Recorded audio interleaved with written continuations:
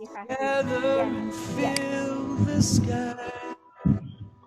Don't know how to talk, just know how to say goodbye.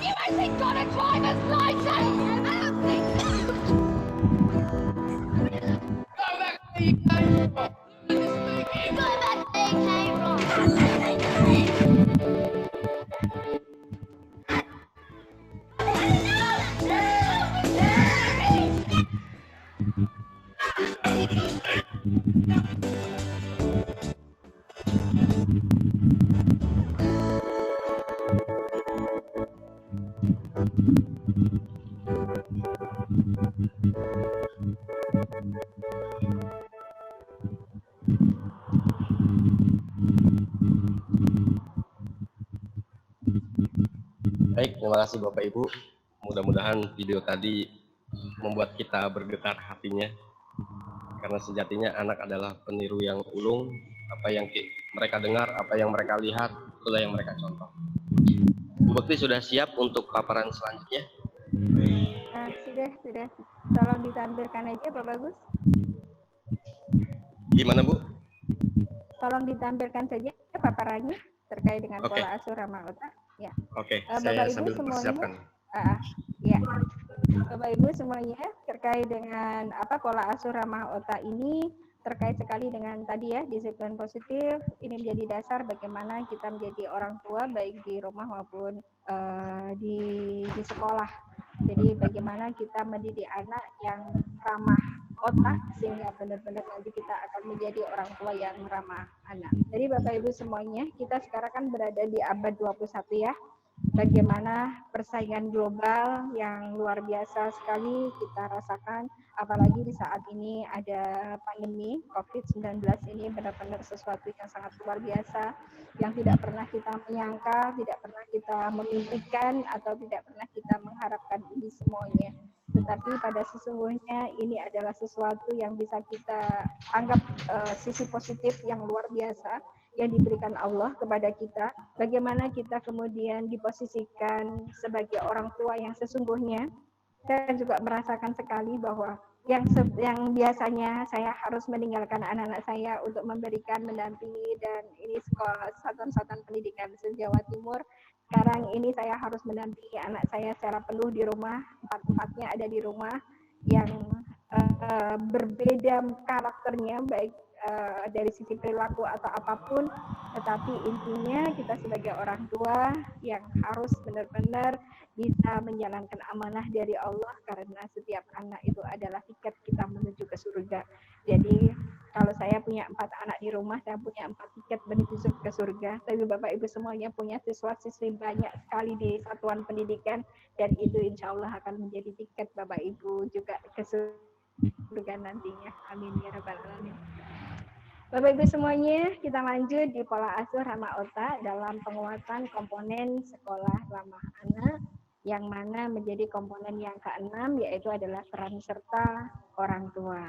Nah, tadi saya sampaikan kita sekarang berada, lanjut aja Pak Bagus, kita berada di abad 21, tantangan abad 21 yang luar biasa, yang mana di sini sangat kita rasakan segala sesuatunya adalah butuh cepat, segala sesuatunya adalah serba pinginnya instan gitu ya. Tetapi lanjut aja langsung ketiga Pak Bagus. Tetapi bagaimana kita sebagai orang tua, sudah siapkah kita menjadi orang tua yang baik dan orang tua yang sesuai dengan harapan kita diberikan amanah kepada Allah. Bapak Ibu semuanya, ini adalah sebuah tampilan bagaimana kualitas kelulusan perguruan tinggi yang diharapkan di dunia kerja ya. Tadi Pak, belum Pak. Nah, ini kita lihat kemampuan komunikasi nomor sekian sampai ke sekian. Coba kita lihat nomor 1 sampai ke 5 itu terkait dengan apa? Intinya adalah pendidikan karakter dan akhlak mulia. Kemudian indeks prestasi itu berada di nomor berapa? Ternyata ada di nomor 17. Ini diterbitkan oleh National Association of College pada tahun 2002. Ini bisa terbukti, dibuktikan juga. Alhamdulillah anak saya yang pertama itu adalah diterima di Jerman, dan alhamdulillah sekarang diterima di Atlantik di Amerika, Nah, dari apa yang kemudian kita ketahui ternyata memang benar. Yang dicari itu bukan sesuatu yang ekspektasi nilai yang tinggi, tetapi ternyata secara global lebih kepada bagaimana komunikasi. Kalau di satuan pendidikan kita mengenalnya dengan konsep 4C ya, communication, collaboration, critical thinking, dan creative thinking. Nah, disitulah sebenarnya yang perlu sekali akan kita harapkan, kita tanamkan pada anak-anak kita. Lanjut Pak Bagus. Tetapi untuk mencapai itu semuanya, Bapak Ibu semuanya, sudah siapkah kita sebagai bangsa Indonesia terkait dengan kualitas sumber daya manusia yang ada di Indonesia? Lanjut, kita masih melihat masyarakat yang ada di sekitar kita. Nah, seperti ini, ada geng motor, ada tawuran, kemudian para aparat masih saling hujat dan lain-lain, fitnah terjadi di mana-mana, darurat nasional kejahatan seksual terhadap anak luar biasa. Nah, ini catatan-catatan di P3A di perlindungan anak juga luar biasa, dan terbuktilah memang di saat abad ini inilah yang terjadi. Nah, dari sini semuanya, apakah kita sudah siap untuk menghadapi itu? Lanjut Pak Bagus, langsung lanjut 2 slide selanjutnya. Lanjut aja, apakah kita sudah siap semuanya? Pertanyaannya ada di kita semuanya jawabannya. Akar permasalahannya mengapa masih terjadi seperti itu? Ternyata Bapak Ibu semuanya, perilaku orang tua itu adalah sebagai sumber emosi negatif. Ada 5 hal perilaku orang tua sebagai sumber emosi negatif, yaitu yang pertama adalah penolakan, pengabaian, teror, isolasi, dan merusak moral. Nah, ini hal-hal yang perlu kita hindari menjadi seorang guru ataupun menjadi seorang orang tua di sekolah ramah anak. Kenapa ini kita jadikan dasar? Karena memang ini adalah salah satu hal yang untuk indera hati kita. Yang pertama adalah penolakan, tindakan menolak anak. Enggak kok Bun, saya enggak pernah menolak anak saya terima. Apakah seperti itu pengertian dari penolakan? Bukan seperti itu, Bu. Jadi penolakan di sini bisa diartikan bahwa setiap anak itu kan mempunyai kecerdasan yang berbeda. Ada yang kecerdasan logik matematik, kecerdasan linguistik, kecerdasan kinestetik.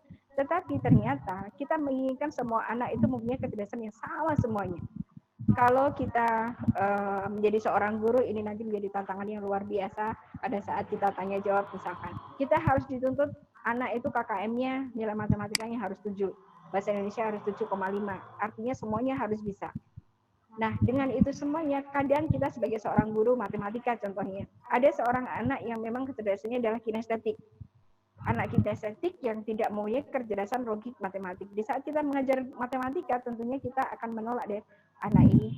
Penolakannya apa? Anak ini dikeluarkan dari kelas, tentunya bukan tidak sampai seperti itu, tapi dalam sisi bahasa verbal biasanya keluar.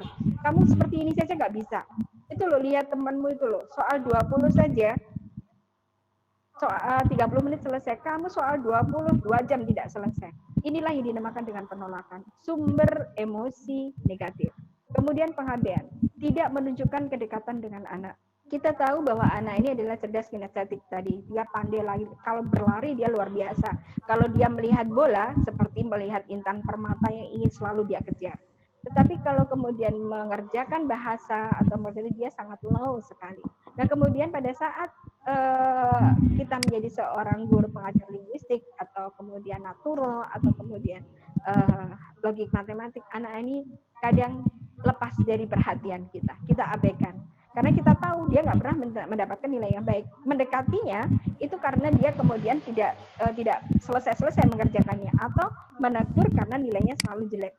Ini adalah pengabaian.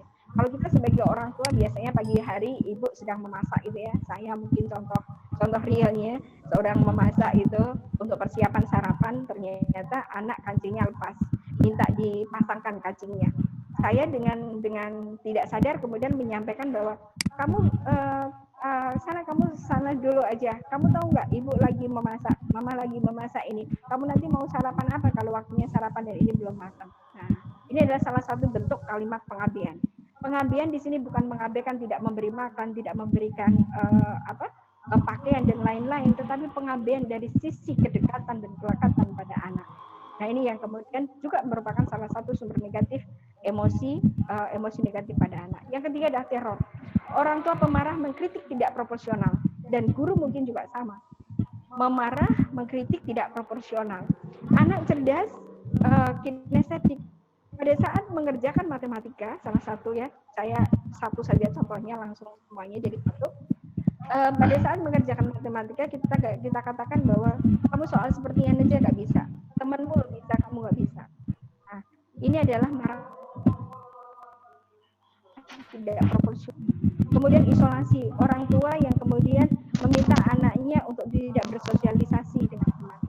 Bapak Ibu mohon maaf, di lingkungan kita, di masyarakat kita saat ini, sekarang ini kita hidup, pasti kita temukan beberapa orang tua yang mungkin tidak sesuai dengan kita. Banyak kita yang temukan mungkin orang yang suka menghujat kita atau kemudian mengunjingkan kita atau bagaimanapun.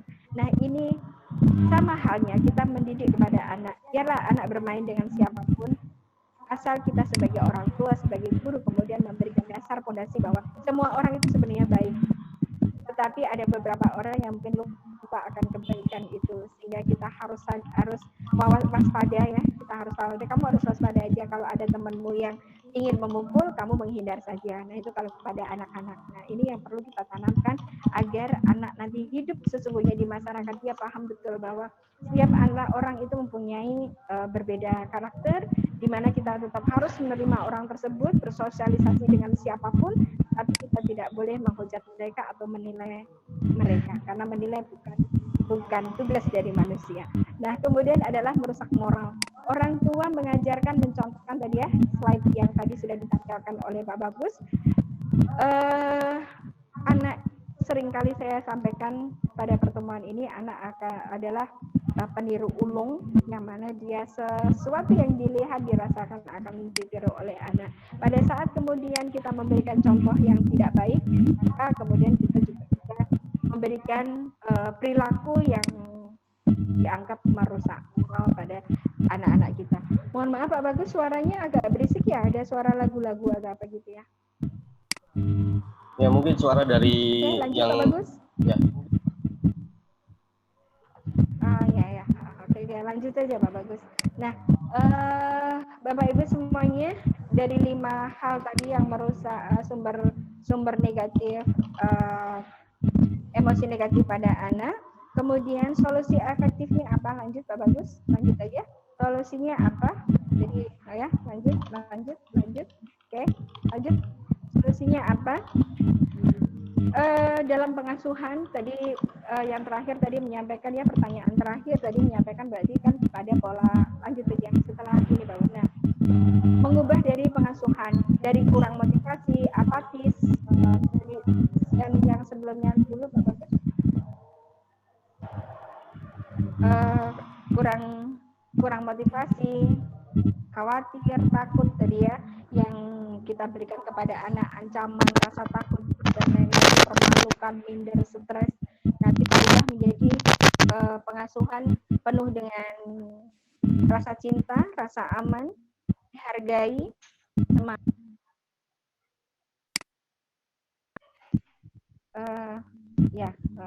Suara saya habis dimut ya. Nah, seperti tadi yang ada di sekolah ramah anak juga, bahwa selalu membuat anak senang, gembira, sehingga muncullah anak-anak yang jenius. Jadi terjadi jiwa yang sehat, akhlak yang mulia dan berkarakter. Lanjut Pak Bagus. Bapak Ibu semuanya, kalau kita sebagai orang tua, tahukah Bapak Ibu semuanya, lanjut, bahwa kita sebenarnya adalah arsitek otak anak, pembentuk otak anak. Lanjut saja, apakah kita ingin menjadikan anak kita sukses atau gagal? Jawabnya mesti sukses ya. Lanjut Pak Bagus, apakah kita akan membuat anak kita soleh atau pecandu? Jawabnya pasti soleh ya, soleh dan solehah. Kemudian apakah kita akan menjadikan anak kita penolong atau penyiksa? Pastinya juga kita akan memilih anak kita menjadi penolong. Apakah anak kita akan bebas, bahagia atau terpenjara? Pastinya kita memilih juga anak kita bebas bahagia.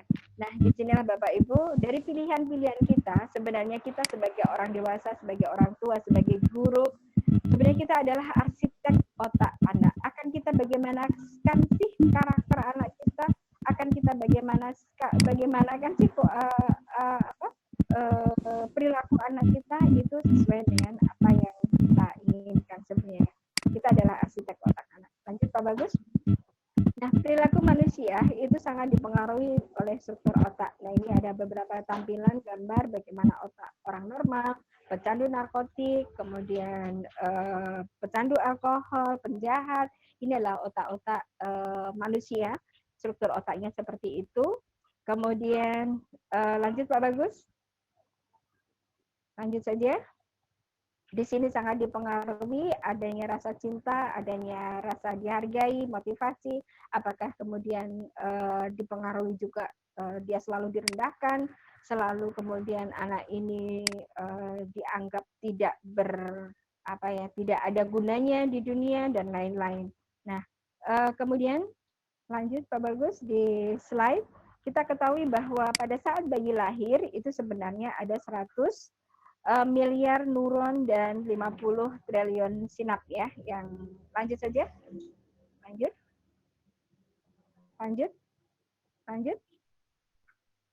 Lanjut Pak Bagus. Nah, ini adalah bentuk-bentuk sinap otak kita di saat lahir dan lain-lain, semuanya tergantung atas kualitas pengasuhan. Pengasuhan yang penuh cinta dan pengasuhan yang kurang adanya rasa cinta. Pengaruh emosi terhadap fungsi hormonal. Nah, Bapak Ibu semuanya, di sekolah ramah anak, bahasa verbal itu komunikasi positif benar-benar harus kita pahami, itu menjadi sesuatu yang sangat penting sehingga tidak menjadi kekerasan secara verbal. Tadi saya sampaikan, kamu tidak seperti ini, itu lihat toh matematikanya tuh loh, nilai waktu 30 menit dia bisa mengerjakan 20 soal, dibandingkan, direndahkan. Kita sebagai orang dewasa pun dibandingkan sangat tidak mau. Bagaimana sih perasaan ibu-ibu juga kalau misalkan dibandingkan oleh bapak gitu ya. Bu, saya pulang kerja, kenapa sih Bu masih pakai daster? Coba lihat sih tetangga itu loh, istrinya Pak Ahmad pulang kerja, istrinya sudah cantik, dibandingkan gitu. Enak nggak? Sangat nggak enak ya Bu ya. Nah, di saat dibandingkan, di saat diberikan rasa takut, diberikan rasa marah, ditekan, harus menang lombanya, kamu harus memberikan mendapat hadiah, kamu harus seperti ini. Akhirnya anak tertekan dan pada saat anak mengalami penekanan tersebut, jantungnya berdetak lebih kencang. Nah, di saat detak jantung lebih kencang, hormon yang terjadi pada tubuh adalah hormon kortisol dan adrenalin. Adalah hormon racun. Ya tadi benar Pak Bagus, hormon racun. Nah, di saat itulah kemudian kortison, adrenalin mengaktifkan apa? Mengaktifkan batang otak. Batang otak itu tempatnya di mana? Ada di belakang. Ada di sini ya. Jadi kalau kanan kiri ini adalah limbis, atas itu korteks adalah otak tempat berpikir, dan di belakang adalah namanya batang reptil atau batang otak. Nah, sifat-sifat batang otak atau reptil sama persis dengan sifat-sifat hewan reptil. Nah, di saat kemudian hormon racun ini bekerja, anak yang tadi ditekan, diberikan rasa negatif, diberikan rasa apapun, itu 5 hal yang perilaku yang kita berikan itu tadi, sehingga batang reptilnya semakin besar. Nah, antara batang reptil dengan korteks itu tidak bisa besar dua-duanya atau kecil dua-duanya. Jadi kalau korteksnya besar, batang reptilnya akan kecil. Tetapi kalau batang reptilnya besar, korteksnya akan mengecil.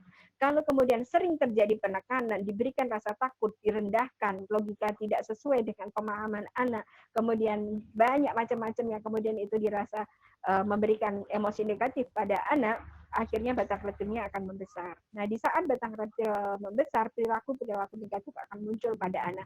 Bukan sekarang, bukan saat ini, bisa jadi entah kemudian. Seperti yang terjadi pada Rian itu ya, yang di Inggris yang mungkin itu juga menjadi salah satu wacana kita. Berbeda pada saat otak kita terjadi emosi positif. Emosi positif adalah rasa sayang, dihargai. Wah, kalau tadi anak yang mengerjakan soal, wah kamu hebat loh pada saat kamu berlari, ibu sangat terkesima pada saat kamu lari 100 meter, kamu menjadi seorang juara, ibu sangat bangga sekali terhadap kamu. Sekarang ada soal 20, Nina, coba kamu kerjakan. Kamu pasti bisa. Ayo, teliti, fokus, kamu pasti bisa. Nah, dengan bahasa ini adalah emosi positif. Pada saat emosi positif ini terjadi, tubuh kita, detak jantung kita normal, sehingga akan muncul tonik, endorfin dan serotonin serta dopamin yang fungsinya adalah memperbesar otak bagian korteks, bagian berpikir bijaksana, sehingga anak-anak yang penuh pola asuh dalam sisi rasa penuh cinta, kasih sayang tadi yang disampaikan oleh Albert Einstein, di saat anak jenius itu akan tumbuh dari kegembiraan. Jenius itu akan timbul dari kegembiraan dengan kebahagiaan. Nah, disinilah apabila terjadi kerap terjadi hormon cinta, emosi positif akan muncul. Anak akan bahagia, akan menjadi anak penyabar, pengasih, dan penyayang, seperti apa yang kita harapkan. Jadi fitrah yang Allah sudah berikan kepada anak-anak kita, insya Allah dengan pendekatan pola asuh ramah otak ini, kita akan juga membantu, kalau kita sebagai guru, membantu orang tua dalam hal menciptakan anak kembali kepada fitrahnya. Kalau kita sebagai orang tua, insya Allah amanah yang diberikan kepada Allah secara fitrah akan kita kembalikan kepadanya lagi dalam keadaan yang fitrah, karena dia menjadi anak yang penyabar, pengasih, penyayang, baik. Secara berpikir apapun itu bisa dia pikirkan dengan korteks otak yang berpikir secara bijaksana. Lanjut Pak Bagus. Nah, sama halnya ada dalam sebuah hadis Bukhari dan Muslim, dalam tubuh terdapat sepotong daging. Apabila ia baik, maka baiklah badan itu seluruhnya. Dan apabila ia rusak, maka rusaklah badan itu seluruhnya. Nah, inilah sebagai dasar kita sebagai umat muslim ya. Kalau kita muslim, apa sih yang dinamakan dengan sepotong daging itu? Adalah kolbu. Apa sih kolbu itu? Hat itu apa sih? Jantung. Nah, sebenarnya kita sebagai seorang guru, sebagai orang dewasa, sebagai seorang tua, kita sudah dituntun. Kalau ingin menjadikan anak-anak kita yang hebat, jenius, dan luar biasa, anak yang baik, berkarakter, dan berakhlak mulia, jagalah jantung anak kita. Agar anak kita selalu, jantung anak kita berdetak normal, berdetak teratur, sehingga tubuhnya akan mengeluarkan hormon serotonin dan hormon dopamin, sehingga kemudian itu berefek baik terhadap otak bagian korteks berpikir bijaksana. Bapak Ibu semuanya, materi ini ada Bapak Ibu bisa pelajari di sebuah ilmu namanya ilmu neuroscience, bisa di googling ya, ilmu neuroscience. Di situ bisa Bapak Ibu pelajari betul secara detail, karena ini materinya adalah pangkas-pangkas ya. Nanti yang lain bisa Bapak Ibu kemudian perjelas, dibaca di materi ini, dan kemudian diperbanyak lagi dengan ilmu neuroscience. Lanjut Pak Bagus. Nah Bapak Ibu semuanya, terkait dengan bagaimana kemudian kita kepada anak-anak kita tidak boleh menciptakan anak-anak kita yang pembohong, kita tidak boleh menciptakan anak-anak kita yang penakut, bom ini ya, bom waktu ya, ke bola salju yang kita ciptakan itu pada akhirnya tidak akan terjadi pada anak-anak kita. Artinya bahwa di setiap tumbuh kembang anak mulai dari 0 sampai kemudian masa belajarnya sampai 18 tahun usia anak yang kemarin disampaikan oleh Bu Elvi. Ayo kita di sekolah ramah anak dengan konsep ramah anak, dengan prinsip 5 prinsip SRA, dengan 6 komponen SRA, kemudian kita jalankan yang namanya pola asuh ramah otak. Akibat pola asuh ramah otak di sini karena kurangnya hormon cinta, anak-anak yang sering mendapatkan hukuman dan sanksi bisa jadi dia menjadi neurosis, menjadi pembohong, menjadi psikopat, depresi, bunuh diri. Saya dan Pak Bagus pernah mendampingi salah satu sekolah di Tuban pada saat dukungan psikologi awal. Nah, ada anak yang langsung ditanya bagaimana, siapakah yang pernah mengalami masalah dan lain-lain.